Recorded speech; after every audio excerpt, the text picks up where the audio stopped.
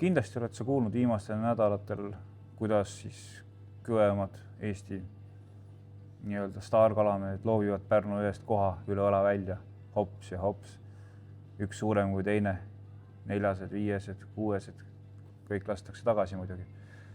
Aga kui sa oled nüüd võtmas seda teekonda ette ja tuled näiteks Veefissi kauplusesse ja vaatad neid tuhandeid lante, mis siin on ja tekib tunne, et sama targalt võiks nagu välja kõndida, siis tegelikult ei oska midagi võtta.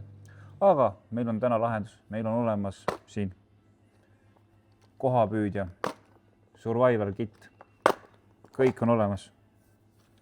Mitte midagi ei ole vaja ise juurde mõelda.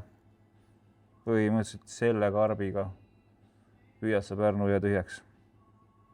Tule läbi, võta ligi. Tänad võid pärast.